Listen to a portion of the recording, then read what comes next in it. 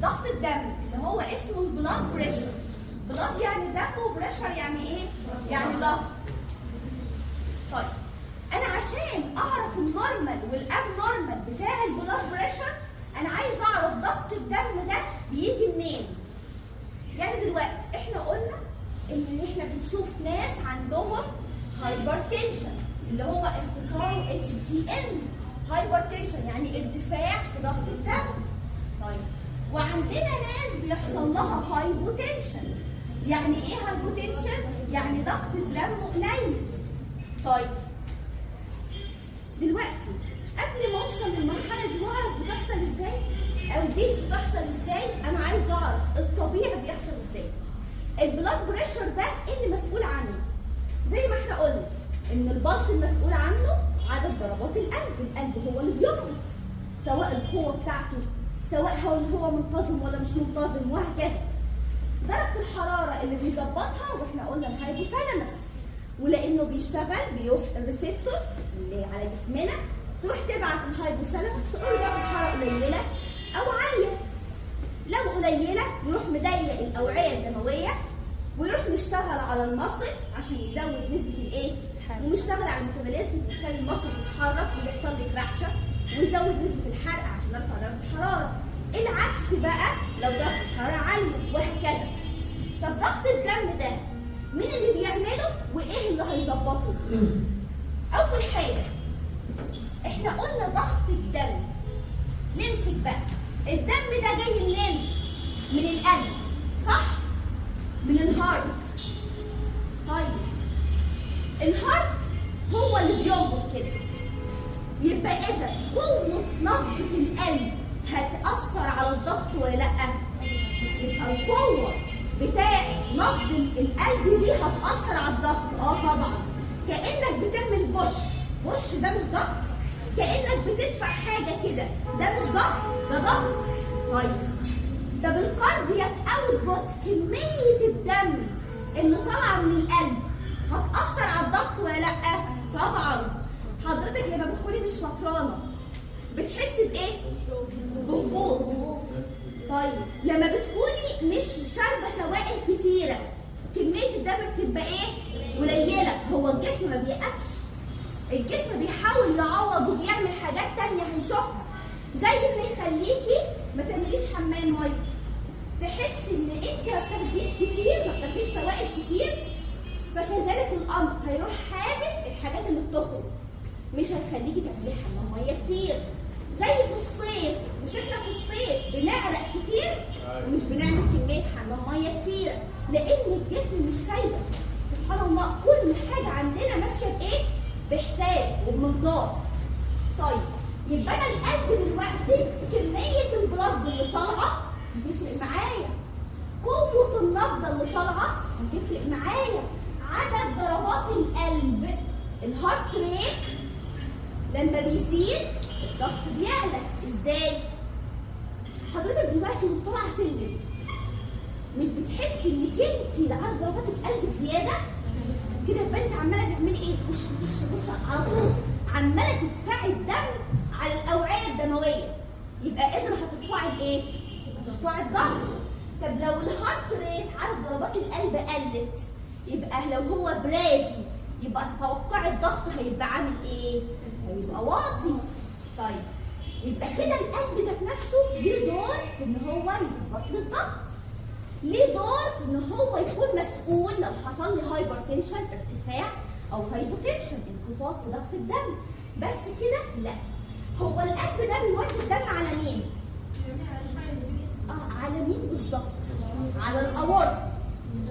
احنا قلنا الشرايين لما جينا فرقنا ما بين الاثنين، قلنا الشرايين خاصة الاورط كبير بيروح ياخد الدم من مين؟ من القلب، ويروح متفرع موزعه على اجزاء الجسم. لكن الاوردة العكس، تاخد من الجسم وتوديه القلب. يبقى اذا دلوقتي مين كمان معايا هيتحكم في الضغط؟ الشرايين ولا الاورده؟ الشرايين. طيب انا عندي الشريان اهو، الشريان ده طبعا لما احنا بنيجي نقيس الضغط بحط الكف على دراعي، تمام، وبسمع النبض، واحنا هنعرف بيجي ازاي دلوقتي بالظبط. الضغط الدم ده ضغط على مين؟ الاوعيه الدمويه. ضغط الدم على مين؟ على الشرايين بالذات، مش اي اوعيه، على الشرايين بالذات. يعني ايه يا دكتور؟ يعني الشرايين ذات نفسها ليها دور كبير جدا في ان هي تحافظ على الضغط. ازاي؟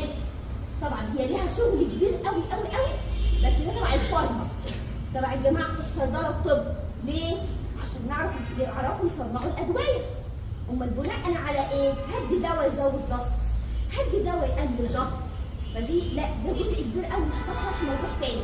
احنا ببساطه كده الاوعيه الدمويه دي بتعمل لي ايه؟ بتعمل لي فازو كونستريكشن يعني بتضيق، وفازو دايليتيشن يعني بتوسع. يعني الاوعيه دي عندها نسبه ريزيستنس يعني مقاومه. بتعمل لي يا اما فازو كونستريكشن بتضيق، او تعمل لي فازو دايليتيشن يعني بتوسع. ازاي؟ حضرتك لما بتكوني مهبطه تتوقعي كده جسمك هيعمل ايه؟ الاوعيه الدمويه توسع ولا هتضيق؟ هتضيق. بطريقه ثانيه، لما تحبي ضغط الميه بتاعك بتاع الحنفيه بتاعت حضراتكم في البيت، الميه الموتور عندكم بايظ مش شغال، رحت انت شغلت الحنفيه وعايزه ترش قدام البيت، بتعملي ايه؟ تروحي تضيقي الخرطوم. لما بضيق الخرطوم مش هقدر ارش لمكان بعيد، فانا هزود الضغط ولا لا؟ يبقى اذا الضغط بيزيد معايا بضيق الاوعيه ولا باتساعها؟ بضيق الاوعيه. تمام. طب حضرتك بقى لو عملت ايه؟ لو وليكن احنا في طريق ومفيش حمامات عامه وعماله تشربي في بيبسي وعماله تشربي في ميه وفرحانه بقى وهايصه، الكميه السوائل اللي انت عماله تاخديها دي المفروض ان الجسم طبيعي بيعمل ايه؟ بيعمل اتزان، صح؟ عشان ضغطك ما يعلاش. تفتكر هتعمل ايه الاوعيه الدمويه؟ هتضيق ولا هتوسع؟ انا هوسع. يعني حضرتك فيما معناه لو شغلت الموتور بتاع بيتك وانتم في الدور الارضي وضغط الميه عالي، هتبص ان انت تضيقه؟ لا مش هتضيقه، لان بالفعل كده الضغط ايه؟ عالي. لذلك الامر الاوعيه بتاعتنا بتظبط لنا الايه؟ الضغط، يا اما بتضيق يا اما انها بتوسع. طيب سؤال بقى، ليه احنا سبحان الله احنا في وضع النوم واحنا نايمين تفتكروا الاوعيه الدمويه بتاعتنا ضيقه ولا واسعه؟ هتضيق ليه؟ عشان تطلع الضغط واسعه. انت بتعملي طاقه؟ بتعملي حركه؟ محتاجين ضغط دم عالي؟ لا، فتلاقيها ان هي ايه؟ تبقى واسعه، ولما تيجي تقومي من النوم مره واحده بتضيق. احنا سبحان الله عشان احنا لسه الاوعيه الدمويه بتاعتنا بصحتها، فهتلاقي وانت قاعده كده وتروحي تقومي مش هيحصل لك اي حاجه، عادي مفيش مشكله. لكن كبير السن، الشخص اللي هو كبير في السن بالذات وممكن يحصل له المواقف دي، لما يكون نايم ويجي يقف يحس بايه؟ بدوخه، مع ان ضغطه مظبوط وهو مش مريض ضغط، بس عنده حاجه اسمها، او ممكن يكون مريض ضغط وضغطه عالي بس بيحس بدوخه لان حصلت له حاجه اسمها اورثوستاتيك هايبوتنشن، يعني حصل له انخفاض في الدم لما جه وقف مره واحده. عارفين المشكله بسبب ايه؟ بسبب الاوعيه الدمويه عنده. الاوعيه الدمويه من طبيعتها ومن كرم ربنا ان هي سموث مصر، عضلات كده رقيقه بتتسع وتضيق بمرونه، عندها فلكسبيليتي، عندها الاستيسيتي. المرونه دي بتخليها تحافظ على ايه؟ على الضغط. الناس الكبار في السن كميه المرونه دي فقدوها او بتبقى قليله مش زي حضرتك، صح؟ دول ناس عايشين بقالهم 60 او 70 سنه، فالكفاءه بتاعت الاوعيه الدمويه مش زي حضرتك. فعشان كده لما يكونوا قاعدين او نايمين ويجوا يقفوا مره واحده الاوعيه الدمويه ايه؟ واسعه، تيجي تضيق تعمل ايه؟ وقت. فعشان كده بنقول له ايه؟ بنقول لحضرتك لما تكون نايم اقعد الاول دقيقتين وقف بالراحه، ما تقفش مره واحده. تمام؟ طيب نيجي بقى للسؤال الثاني. يبقى انا دلوقتي القلب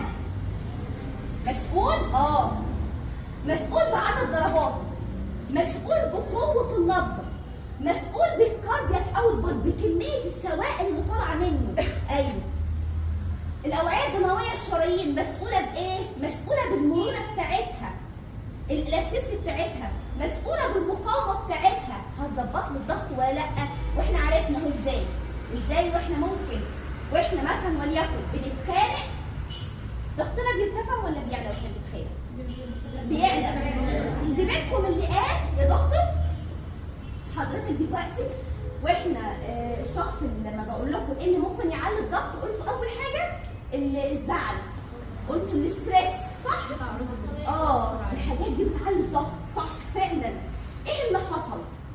ايه اللي حصل خلاه حصل فيه مشكله هنا؟ هي مش مشكله، ان الطبيعي بتاعك اصلا ان لما تكون داخل على خناقه معينه او لما تعمل اكتيفيتي الهارت ريت بيزيد، فلما عدد ضربات القلب بيزيد معاها الضغط. ده طبيعي، انت مش ضغطك عالي مرض، انت ضغطك عالي عشان في ظرف. انت دلوقتي محتاج ضغط عالي عشان تجري تلحق مواصلاتك، عشان اجري الحق امتحاناتي، فانت محتاج الضغط العالي ولا لا؟ محتاجاه، ده الطبيعي بتاع جسمنا. طيب دلوقتي عايزين نتكلم بقى في الهايبر تنشن. ايه اللي ممكن يعمل لي ارتفاع في ضغط الدم؟ واحده واحده كده. لو احنا جينا اتكلمنا على الهايبر تنشن يا دكتور بس مش الغده الكظريه مش هي اصلا بتفرز الهرمون اللي هو الاندروجين اللي هو اصلا. طيب احنا ممكن نخلي ده في الاسئله في الاخر، تمام؟ هنقول كل حاجه واحده واحده ونخلي الاسئله في الاخر، بس ركزي وخليكي ايه حافظه السؤال بتاعك. طيب بصوا يا شباب، عشان بس ايه ما ننطش من نقطه لنقطه ونفوت حاجه معينه، كل حاجه وليها وقتها. اولا انا حافظه سؤالك لما انت قلتي ان الضغط هيجيب السكر، واحنا قلنا ان اغلبيه مرضى السكر عندهم ضغط، لكن مش كل مرضى الضغط عندهم سكر. يبقى الاساسي في الايه؟ في السكر، هو اللي هيجيب لي الضغط وليس العكس، وهنعرف ازاي. اول حاجه الهايبر تنشن ده ارتفاع في ضغط الدم، يبقى في مشكله هنا في القلب او في مشكله في الاوعيه الدمويه، صح؟ طيب اول حاجه لو احنا هنقول الاسباب بتاعت الهايبر تنشن ممكن نقول نقسمه او نعمل له كلاسيفايد على حسب الكوز. والله قال لك ان في اسباب برايمري يعني اوليه، وده الاسباب بتاعته مش عارفين ايه السبب. هو السبب بتاعها مش معروف، ولكن في حاجات، مش انا قلت لكم ان في حاجات كده بتوع الفارما بيهتموا بيها. تعرفوا ان نسبه الكالسيوم والصوديوم لو زادت عن حدها ممكن تعمل لي هايبر تنشن. البوتاسيوم لو قل يعمل لي هايبر تنشن.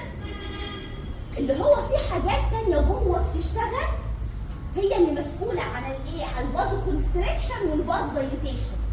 لو الفازو كونستريكشن دي الاوعية الدموية حصل بطريقة غير طبيعية هيعمل لي ارتفاع في ضغط الدم. مع ان الشخص ما عندوش مشكلة في القلب ولا عنده مشكلة في الكلى، بس الاقي كده في ارتفاع في ضغط الدم انا مش عارف ايه السبب. ده بنقول عليه ايه؟ برايمري اولي. طب السكندري بقى اللي هو الثانوي، قال لك ضغط الدم ده جاي بسبب حاجه غير مباشره زي مرضى السكر. مش انتوا لسه قايلين ان اغلبيه الناس اللي احنا بنشوفهم عندهم سكر عندهم ضغط؟ طيب زي ايه كمان؟ مريض الكلى. طب حد يسالني بقى ويقول لي اشمعنى مريض الكلى يا دكتور؟ اشمعنى مريض الكلى؟ ليه مريض الكلى عنده بيجي له ضغط؟ عشان بيغسل. لا هي مش عشان بيغسل، عشان العضو المسؤول ان هو يطلع الحاجات الزياده عنده فيها مشكله. فدلوقتي حضرتك لما بتاخدي حاجات سائل بتزودي السوائل عندك او بتشربي حاجات كتير، المفروض الجسم بيطلع الزوائد دي، صح؟ وتيجي في الصيف لو انت ما بتشربيش سوائل كتيره وبتعرقي كتير تروح الكليه تقول لك لا مش هطلع حاجه هاخدها. طب في الوقت بقى اللي حضرتك عماله تشربي واحنا المفروض نطلع، الحمام ده بيروح فين؟ بيرجع تاني. الويستس اللي المفروض تطلع عن طريق الكليه بتعمل ايه؟ بترجع تاني. الموضوع ده بيعمل ايه؟ بيعمل لك هايبرفوليميا. هايبرفوليميا يعني بيزود كميه الدم اللي موجوده في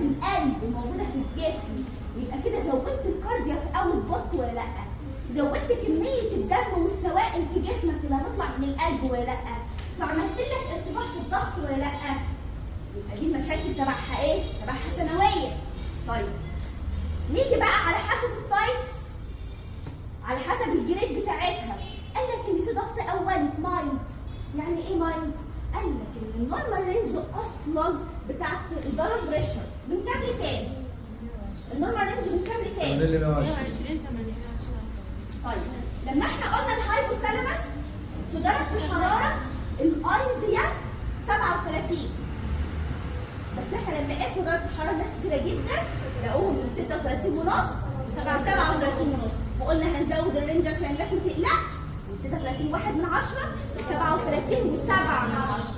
زياده شرطه تاني يبقى في مشكله هايبر ثيرميا. البلاد بريشر قال لك ان الايديال صح 120 على 80، بس في نورمال رينج. الرينج ده من كام لكام؟ هنقص او ازود 20. اوكي ماشي، هو بيقول لك بلس وماينس 15، بس احنا بنقول عشان ما نلخبطش الناس هنخليها كلها ايه؟ 20. ماشي، هنخليها كلها 20، يبقى 120 على 80 بلس ماينس كام؟ 20. بلس ماينس 20 دي مش هنختلف فيها. تعالوا بقى نشوفها كده، هنلاقيها من 100 ل 140 على 60 ل 100. تمام؟ والله فعلا في ناس قسناها الضغط لقينا النورمال بتاعها 90 على 60. النورمال بتاعها 90 على 60. لقينا فعلا النورمال بتاعها كام؟ 90 على 60. ففي دكاتره طب فعلا بيقولوا لك بصوا لا احنا هنخليها 90 ل 140 ومن 60 لكام؟ ل 90. نفس الحكايه برضه، بس خلي بالك ان احنا المفروض بصوا يا شباب اللي هيتلخبط خليكم في دي. حلو كده؟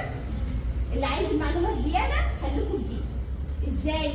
ده الصح، ده اللي الدكاتره فعلا بيمشوا بيه، اللي هو ايه؟ قال لك ان المفروض يكون الضغط اكبر من 90 واقل من 140، ويكون اكبر من 60 واقل من 90. يعني لو واحد طلع الضغط بتاعه 140 على 90 تقول له حضرتك نورمال؟ حضرتك زي الفل روح ولا اخد بالي؟ فاكرين لما احنا قلنا هنقيس درجه الحراره وخليناها 36 ونص و37 ونص عشان لو زادت 1 من 10 اعمل اوبزرفيشن ملاحظه واشوف كل شويه درجه الحراره بتزيد ولا لا؟ كذلك الامر، انا ما ينفعش اروح واحده زي كده لسه ما كملتش 30 سنه ولا حتى لسه ما دخلتش على 40 والاقي الضغط بتاعها 140 على 90 واقول لها روحي في نورمال، ولا اقول لها تعالي قيسيني تاني، اقول لها في حاجه مزعلاكي، في حاجه مضايقاكي، واخده حاجه. عشان كده اصلا في احتياطات بريكوشن باخدها قبل ما اقيس الضغط. طيب واحده طلع ضغطها 90 على 60، لا تعالي لي بقى 90 على 60 ازاي؟ هل ده الطبيعي بتاعك ولا انت مش فطرانه النهارده؟ طب بصي، لا قبل ما تمشي افطري حاجه عشان انت عرضه ان يحصل لك هايبو تنشن. فاحنا بنقول الموضوع ده عشان نخلي ايه؟ نخلي بالنا.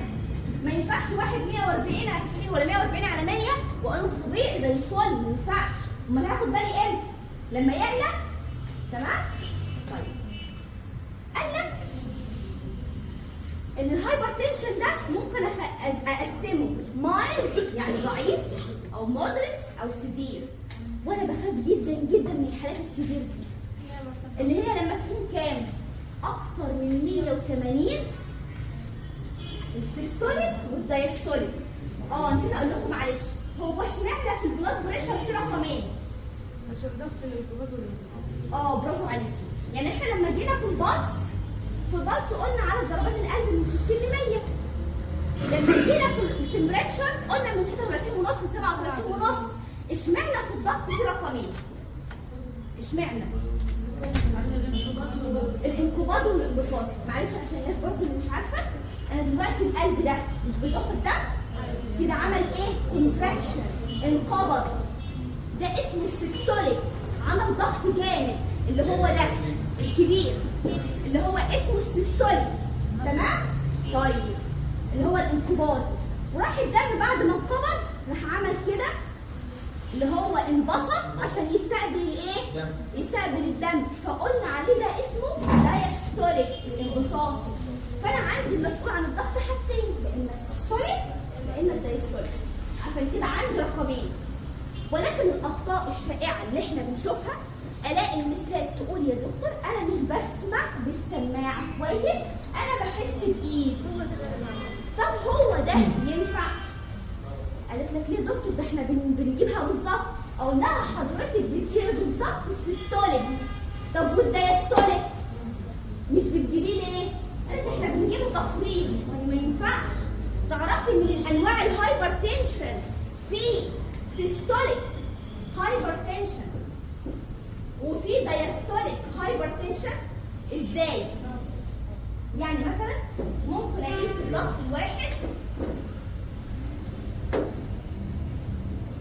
الضغط الواحد، الاقيه ايه؟